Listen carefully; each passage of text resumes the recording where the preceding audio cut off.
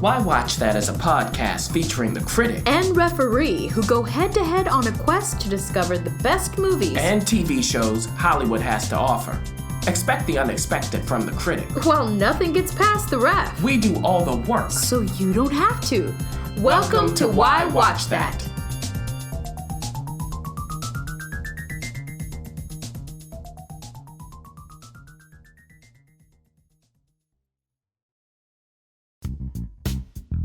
Critic. Yes. We're on Twitter. What? We're on Facebook. What's a Facebook? We're on Instagram. And we are on the www. But guess what else we're on? What? We're on YouTube! Oh!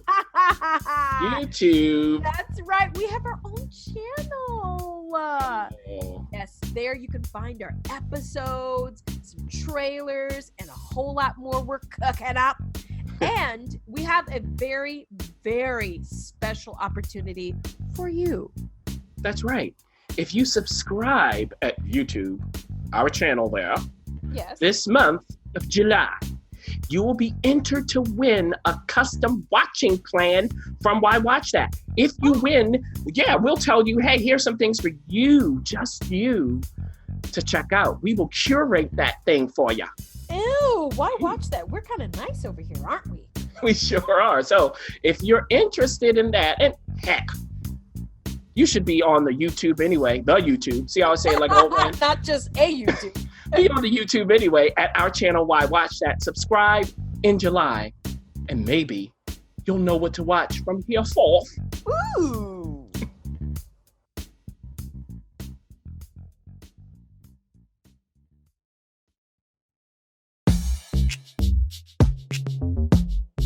The Why Watch That TV Talk.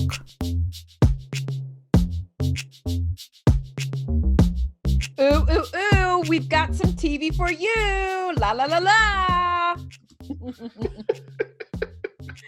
Don't you love it when we have some new series premieres? A couple season premieres, excuse me. And we have a series finale. We're saying bye-bye. I mean, it's just... We're saying goodbye to a tough one. A tough one. But I think it was a worthy bow. Wow. Well, before we get to that, it was something too. It wasn't boring, put it that way. Let's start with the series premieres. These are brand new shows. We have Stumptown on ABC. Now, this premiered a couple weeks ago, and it has a very familiar cast. She's back on television after she's been dipping in and out of the Marvel world, shall we say. And she plays something that we haven't seen her play before. Because How I Met Your Mother is definitely not like this show on ABC. No. And the she in question is Kobe Smulders playing Dex Parios. Ooh. Now, this is in Portland, and I guess that's what Stumptown is. I didn't know that. Okay. So there it is. Who knew? I didn't know that Portland, and I love Portland, but there we go. So she's living in Portland, and she's a Marine vet who has now returned from war. Is that haunting her? Yes. In particular, the love of her life is the source of the haunting. I'll say it that way. Oh. Not literal haunting. Oh. It's not a ghost. And what happens is, while she was, in the war, she was a specialist in trying to find certain people that the Army needed to, or the Marines needed to hunt down. Oh. Okay. So if you're over in the Middle East doing that, what kind of skills do you have to have? Right. As a white American female. So she ain't no joke. But does that show up in the show? Now, in the first, the pilot, the very first moments, we see an action sequence. They just start right off the bat. Ooh. Breath. And she's in a compromising situation that she has to get out of. It was a great way to introduce the show and her, its feel, because everybody, this is based on a comic book. Oh, okay. Yeah. Okay. Yeah. So you go, oh, and when you watch it, you kind of feel that this is not your typical network show. So, okay, she's in that situation, but how did she get there? We flash back. We find out that this guy that she was in love with, his mother, wants her to do something. And his mother runs a casino, a tribal casino. So there's all kinds of tension there. Of course, the mother doesn't like her. How does she respond to that? So what happens is somebody in the family, their family, goes missing. Dex needs to go find this girl. So this is how she ends up in the situation from the beginning. Now, does she get out of it? Does she figure out who's behind this kidnapping? Because that's what's going on. Does she get the person back? All of this you find out in episode 1. And along the way, as she's trying to navigate her way into finding this girl, she encounters the cops, the people who are supposed to be doing this. Oy. Now, why haven't they been called in? So they end up coming in the form of Michael Ealy's character, Detective Miles Hoffman. And there's something between the detective and Dex. I'll put it that way. But looming over all of this is Detective Miles's boss, Lieutenant Cosgrove, played by Cameron Manheim. So Cameron Manheim is looking at Dex and going, you need to be licensed. You don't need to be out here investigating. You're in our way and it's illegal. Okay. Now, Miles is kind of like, well, yeah, but she's kind of good. So there's this tension. And in the second episode, they flesh that out even more, what the lieutenant actually thinks about Dex. Is she really, does she really dislike her, or is there something else going on? That's the question. Now, Dex also is taking care of her brother, who's he's working, I should say, in a bar owned by Dex's friend Gray, and Gray's played by Jake Johnson. Now, what's going on between Dex and Gray? What's that about? We learn more about that. We learn how they met each other in the second episode. So there are all kinds of connections between these people, and the thing is, Dex has a shell around her. So who does she really like? Who is she attracted to? Who's attracted to her? Is it more than one person? All of this comes to fruition in Stumptown. And in each episode so far, the first 2, there is something she has to investigate, and it ends. So there's not some looming thing episode to episode, which is nice.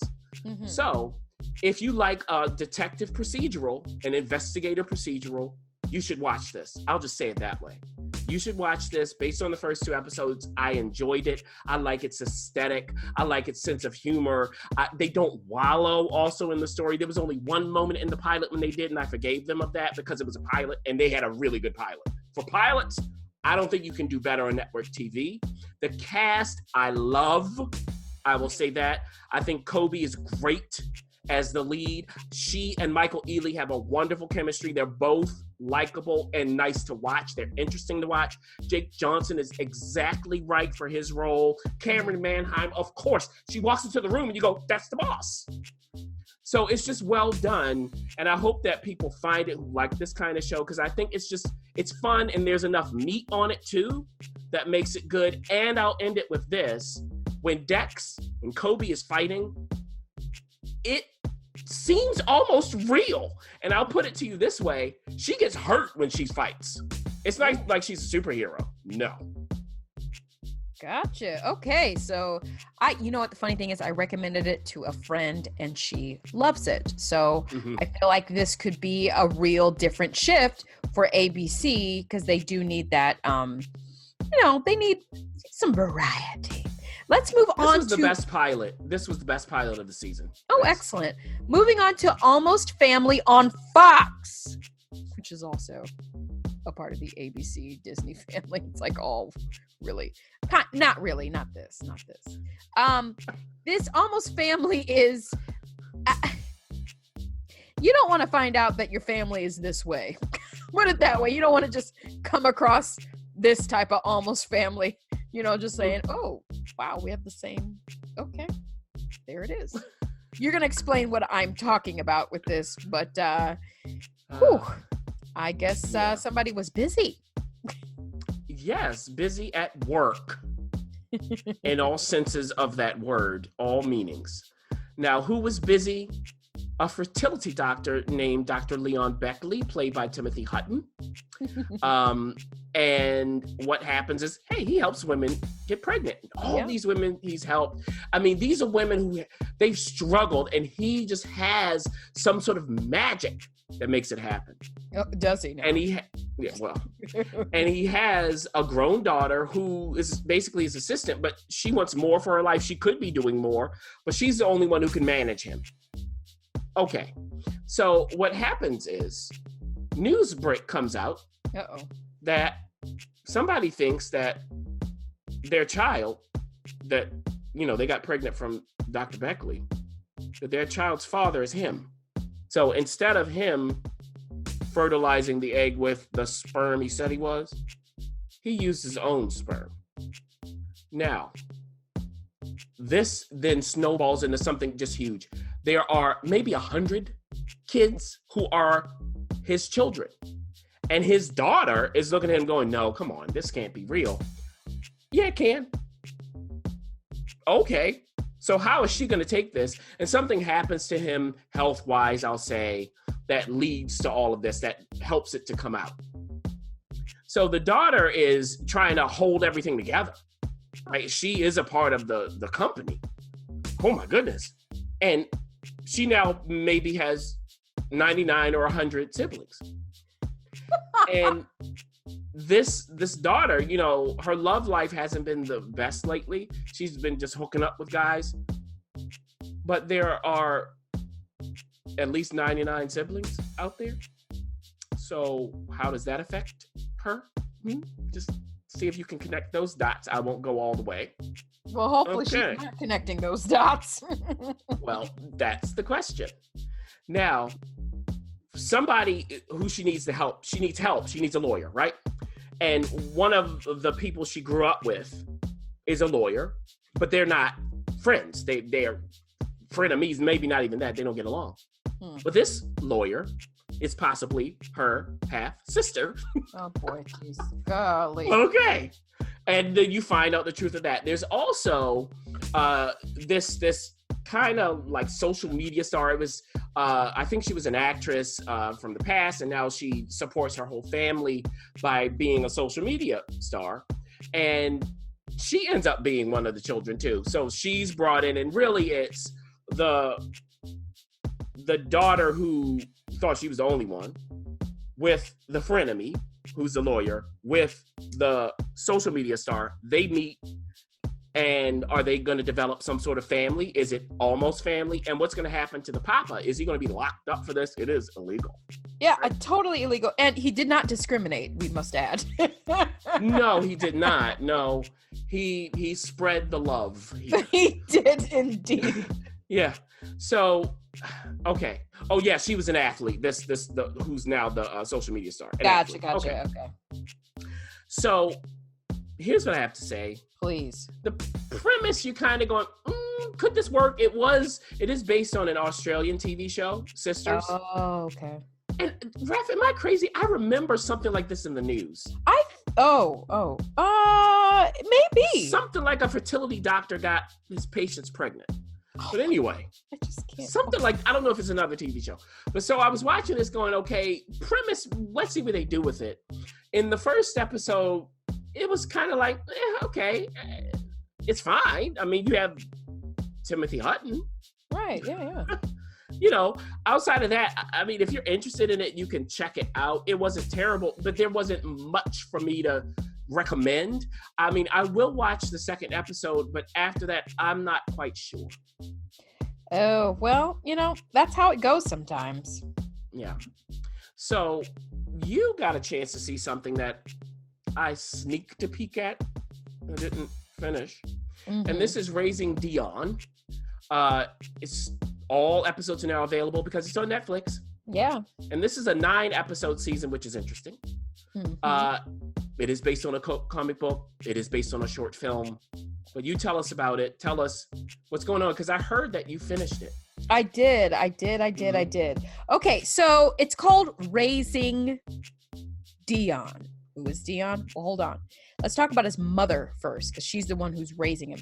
Nicole Warren is a former ballerina who retired from the stage because she met the love of her life and her husband, who is Mark Warren, played by Michael B. Jordan. Yes, the film star Michael B. Jordan returns to his TV roots, and he's also producer on this. His company, Outlier Society, produced it. He's an executive producer, and he's this woman's husband. Now, they have a child, but unfortunately, Mark meets a fatal end by something that takes his life supernaturally. The Crooked Man. It's like a man made of lightning. What? Well, turns out that Mark is a scientist, and he went to Iceland for the Aurora event, which is when all the stars start falling and doing all that other stuff. And not only did he go, but a number of people went. And they were outside and experiencing this particular event. His best friend and researcher, played by, I always want to say John Jason Ritter. It's Jason. And John is his father, in case you don't know. Yes. The Three's Company, who passed away. Jason Ritter is doing the research, but he's staying inside, researching while this phenomenon's happening. Well, years later, we find out this phenomenon changed the molecular makeup of everybody who was out. And it manifests itself in various ways. Some people disappear, some people can do other things. Basically, they have supernatural powers. And this event happened shortly thereafter. His wife gets pregnant and they have a son. And guess what?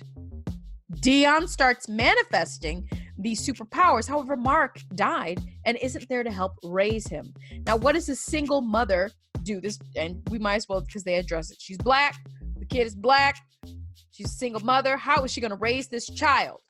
Well, glad you asked, because Pat is one of Mark's best friends and the godfather to young Dion, and they've got to figure this out together because there is the research company that Mark worked for that is very concerned.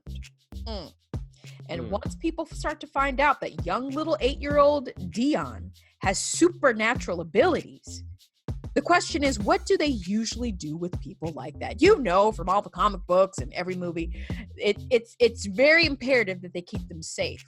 But along the way, Dion's mother starts to discover some of the other people who were at the Aurora event who have manifested certain things. And they are disappearing one by one. They're dying. And when they die, they don't like just kill and there's their body. This crooked man, this lightning man, ends up zapping himself into them and absorbing their complete essence. And so they turn into these, like, you want to say ghosts, but they turn into these like faded things. So who's killing this thing? Who is Crooked Man? What is Crooked Man? Can the research company be trusted because they've offered, quote, help to try and keep Dion safe? Do they really know what keeping Dion safe means? And because this young mother is raising Dion, how is she going to help her son fine-tune his superpowers? Because by the day, they keep growing and growing and growing. And before you know it, he's not just having Cheerios float in the air, which is kind of how she discovered. He is levitating. He is transporting. He is doing telekinesis stuff. He is power coming out of his hands. And remember, he's 8. So what is that going to look like? If somebody takes your candy, what does that look like? How do you control that? So that's the basis of the story. By the time you get to the end, there really isn't a lot of mystery left. In fact, you kind of figure out things pretty early on. And to be honest with you, it got mixed reviews. Like, there's enough people who say, oh, this felt like Hallmark. It felt like Lifetimey. It was juvenile. This really isn't a superhero show. And I say, whoa. Hold on. To everybody who's going to go click on Netflix because they see Michael B. Jordan. They think, oh my gosh, Killmonger. You think, oh, you know, he was in the fabulous, you know, Fantastic Four, excuse me. You know, he's into the superhero world. Oh my gosh, like this is gonna be gritty. This is gonna be great. This is I would say, you have to pay attention to the title. This is called Raising Dion. It's not called Dion, the Mind Shifter, or Dion, the Super Kid. It's called Raising Dion. So the emphasis is on Dion, but it's also on those who raise him. And it's the day-to-day in and out of how do you raise a kid, first of all, by yourself? And then how do you also do that when he has supernatural abilities and he's got this evil being who seems to be hot on his tail? And if you go into it with that in mind, then you're not going to try and expect, gritty. This is a family-friendly show. Yes, there are some like scary moments, if you will, if you're tiny. It's almost like they even had the theme song of Stranger Things as a nod. I'm not going to tell you how they had that play out in the show, but it's almost if you took if Stranger Things was rated PG-14, this is rated PG. And it's a very much lighter approach to the superhero genre, which, by the way, remember in the 80s, superhero genre was pretty light. So, you know, let's pause on, you know, thinking this is the second coming of Joker, because it is not. So I say this, it's nowhere near it. I say this, was the writing perfect? No, it wasn't. But it was entertaining enough to get by because you end up liking these people. The kid who plays little Dion, Josiah, he is wonderful. And this is his first major role. We don't know much about him. He did an excellent job. Josiah Young is his name. Alicia Wainwright, who we know from a couple other things that she's done. She's no Shadow Hunters. She's no stranger to supernatural things. She did a great job. I mean, it's hard to play against a kid. So I say this. If you just want, let's say you have kids and you want to watch something that isn't Chris Nolan-y, it's dark and gritty, and you also want to watch something that's not so CW, this may be a great alternative. Disney isn't the only one who can make kids stuff. And I wouldn't say this is a kids show, but I would say this is a kid-friendly show. Now, the last part is this has good potential, but it does have a lot of problems. So please note that, especially the last 2 episodes was challenging. But it was good to see, you know, Michael B. Jordan come back to the small screen. So there you go with that. Mm-hmm. Now you got a chance to see Goliath on Amazon Prime. It's coming back for season 3. Gosh, Billy Bob, you just can't go away, can you? He is taking on more and more stuff that's proving more and more again that he is the little guy taking on the big guy. But how long can he do this? That's the real question. Yeah. And Billy plays Billy McBride in the show. And we know from the previous 2 seasons, he used to be this hotshot lawyer. Something happened. He's no longer that. But he's pulled back into the law. And at this moment, at the beginning of season 3, I started watching it, Ref, and I thought to myself, did I click on the wrong show? For a split second, I was like, wait a minute, did I hit something wrong in Amazon? Because it looked like a horror show. Oh, what? There was this older couple. They were enjoying themselves in their farmhouse, and this bird essentially ends up dead on their floor. Their dog brings it in. The bird then comes back to life, starts flying around nuts, goes out. The wife, later on in the night, rushes out into what's supposed to be a bunch of crops, but we can see they're all withered, and ends up dead. I won't tell you how. Oh boy. Oh shoot. What is going on? Yeah, what is happening? The husband is an old friend of Billy's. He calls up Billy hey, maybe I need representation, because in this part of California, there is a water shortage, and it's severe. The residents of this town haven't had water for like a year. Why is this the case? Why? Well, there's some mega farms in the area, and maybe they're the culprit. Gotcha. And one of these mega farms uses so much water that it's more than the city of LA. Why? Now, there is this cabal of people that controls the water, controls the town, controls what's going on. They are actually in charge of who gets water. They're on the water board. This is ridiculous. And these people are comprised of familiar faces. Some people you will know them when you watch season 3. So you're going, okay, what is Billy gonna do? He's always, like you said, it's Goliath. He's always up against the big guy. He's David. They're Goliath. And there's so many strange people. There's a guy who runs a casino, a Native American man. He's doing something with herbs, giving people hallucinations, visions. What's going on with him? And when Billy first encounters him, he knows Billy. He's like, welcome back. Billy's like, what? You never seen me before? We haven't seen Billy in this casino, at this bar, in this hotel. What is going on? There are these twin brothers whose mother is attached to all of this. One of them is spying on people at the casino. The other one is popping up at all kinds of places, fixing people's cars. They didn't ask him to do it, knocking people over the head and apologizing later. What is happening? What is going on here? Now, their mama, she wants to use almonds in order to create products health products. That's what she's doing. Okay. Now, you know that almonds take a lot of water. Like, all of this is ridiculous. It's just crazy. And as I'm watching it, I'm like, what? Like, this Goliath has always been dark. It's always had mystery to it. But this is something else. And I have to say, I haven't finished the season. I haven't had time, but I will, because I'm just trying to figure this out. I'm watching, like, what is going on? Like, Billy he's driving down the road, Ref, and having visions. Who is controlling this? Now, somebody warns him that guy runs the casino. He's a warlock. Oh. Is that true? So the whole thing is this. Billy decides to start building a class action suit against these people.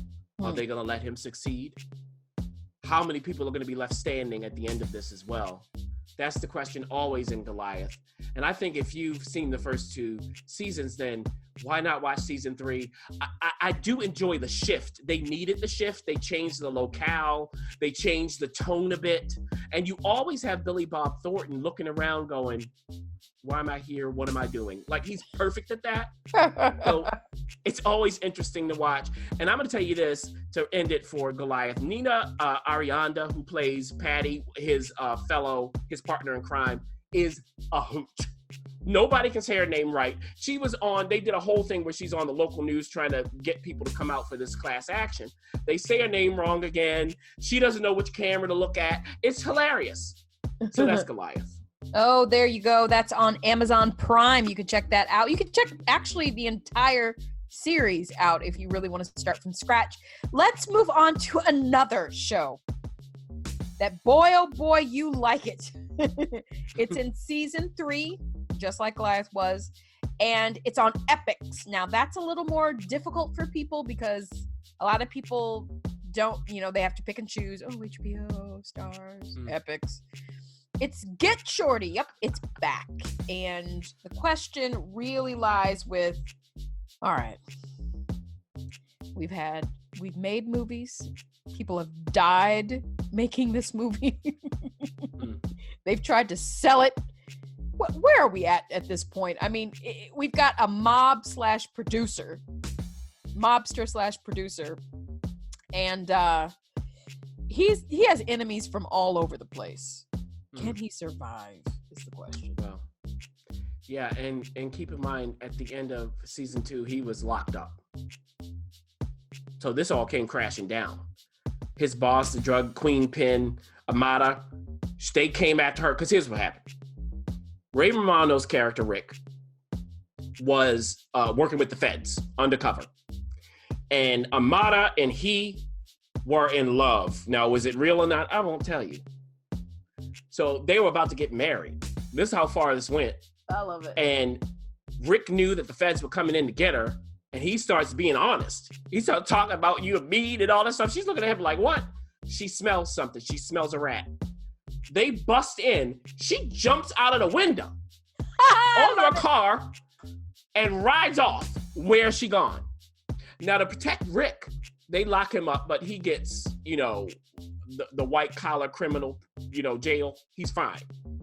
We see this all in season 2 play out, where he's in the jail enjoying himself.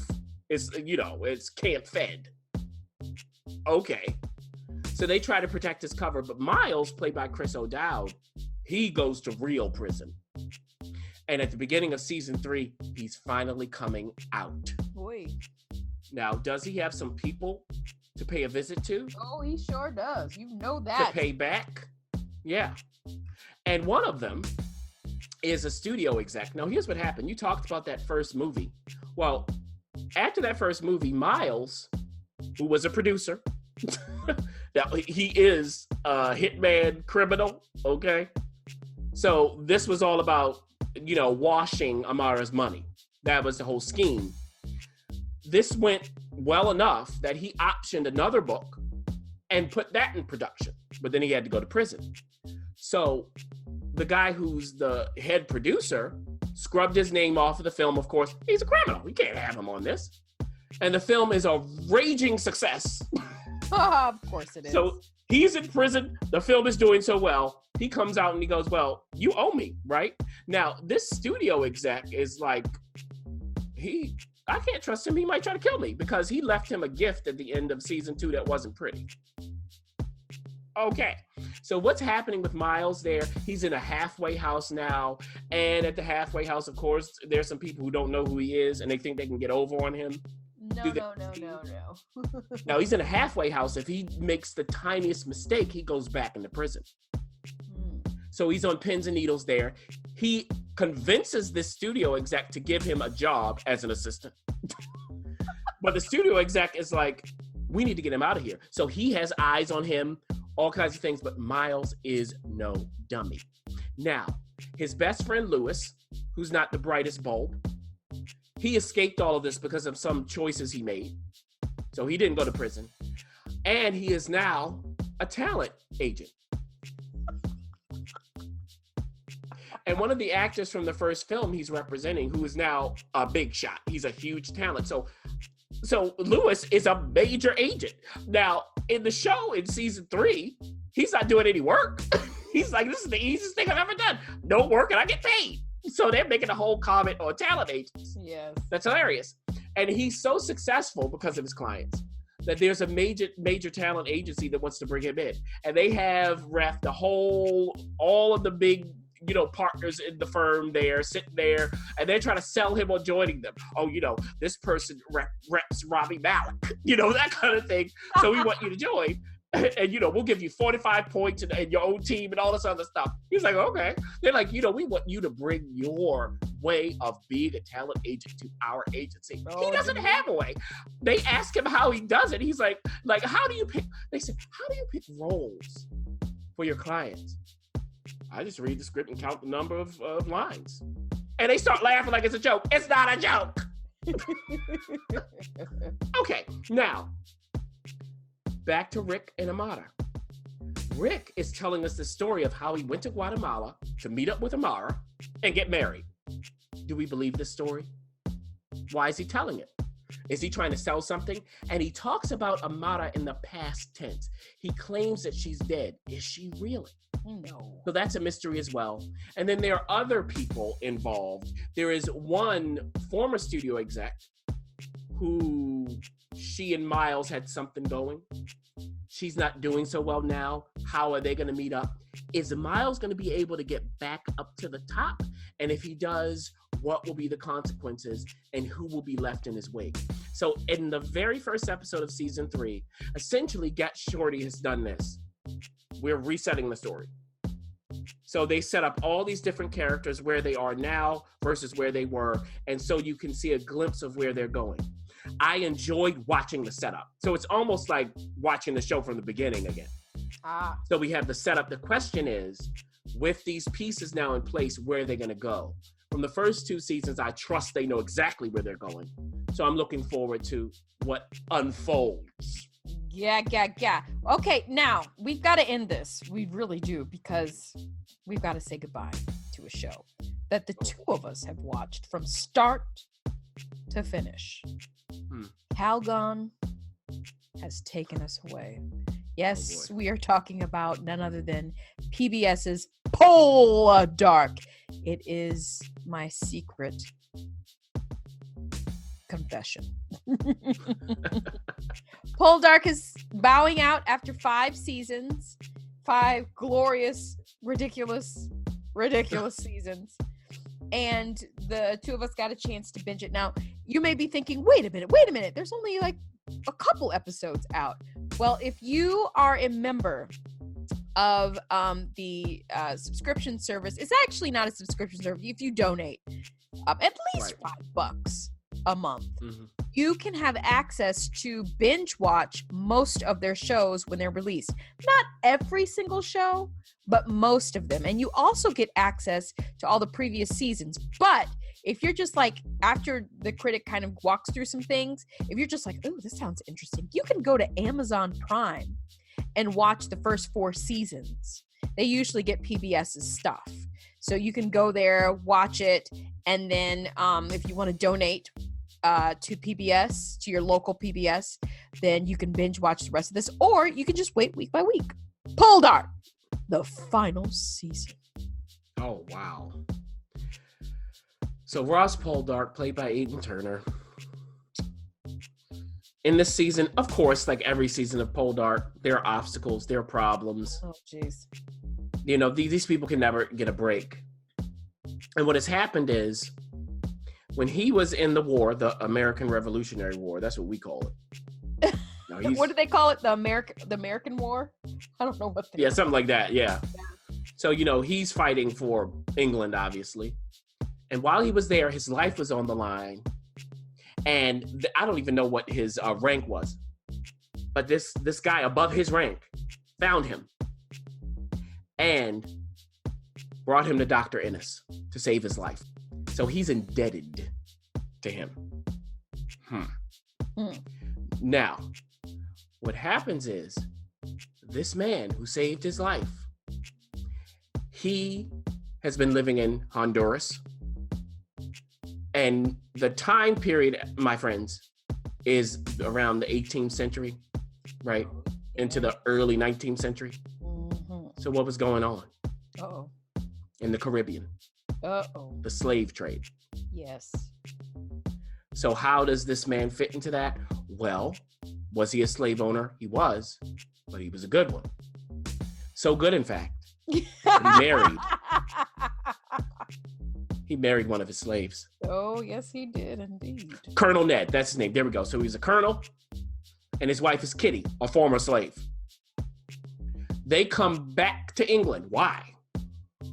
Well, because there's this scheme going on in Honduras that ain't good. They are treating these slaves terribly. He wants none of it, and it's not up to snuff. So he needs Ross's help to help him essentially be reinstated, because he was locked up.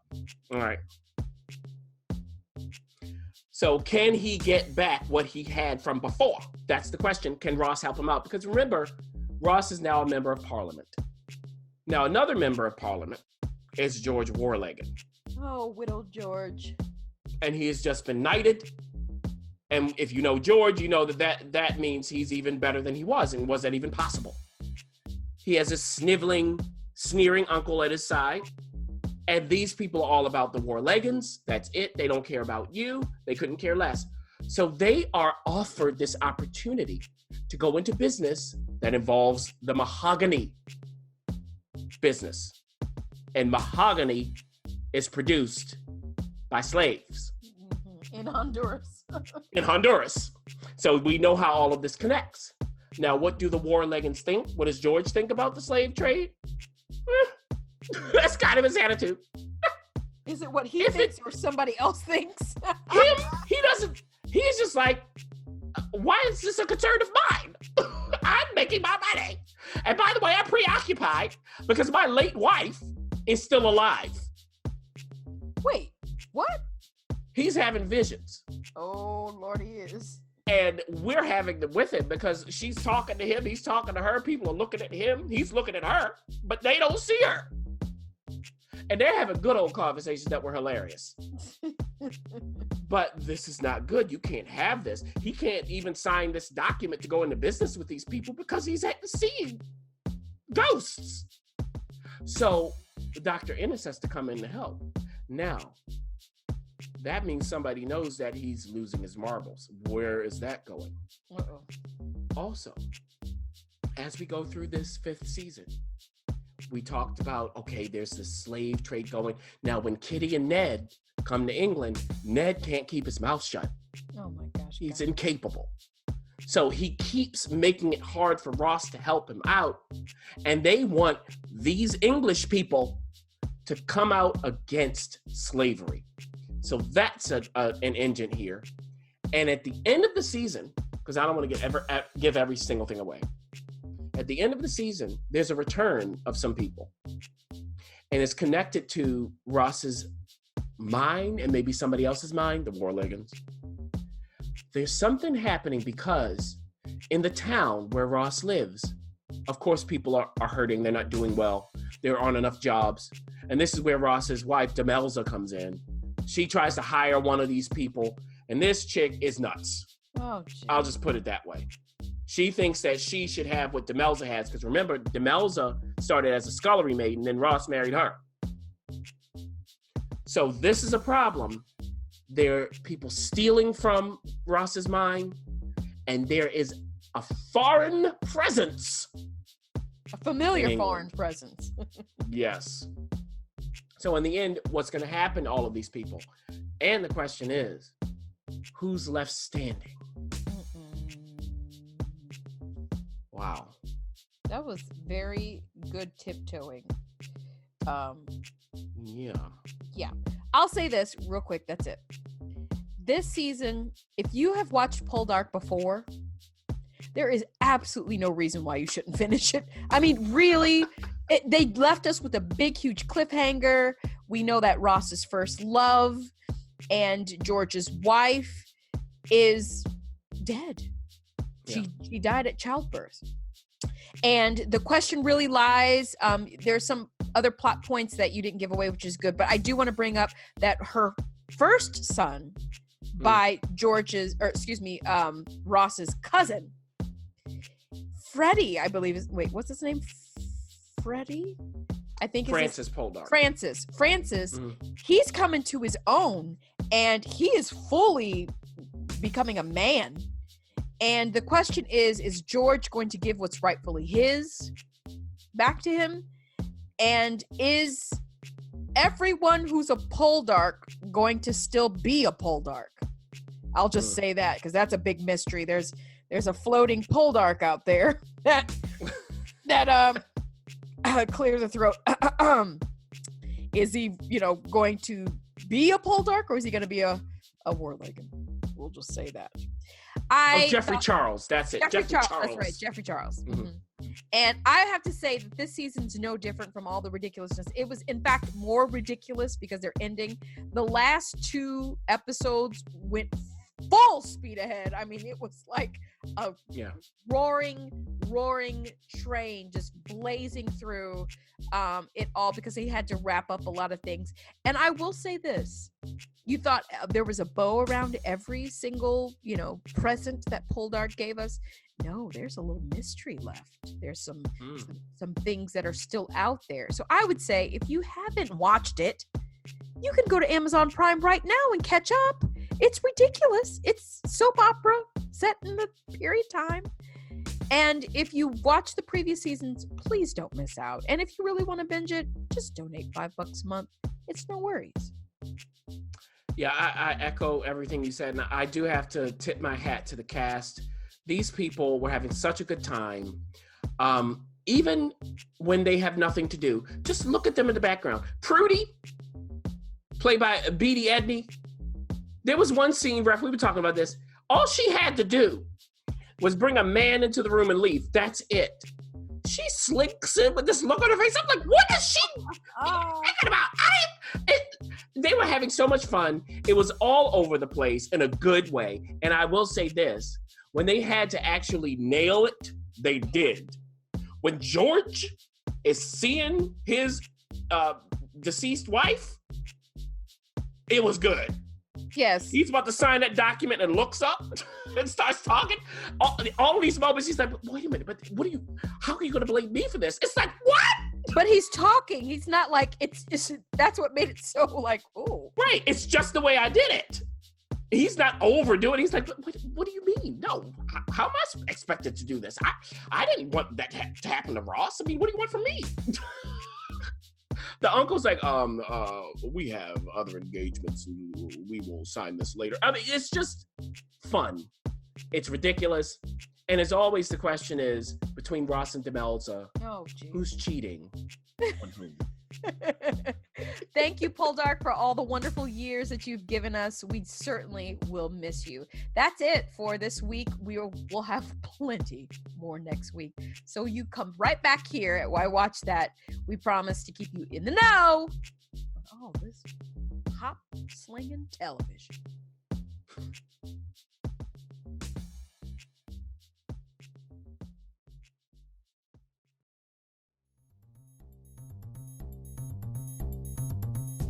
Thanks for listening.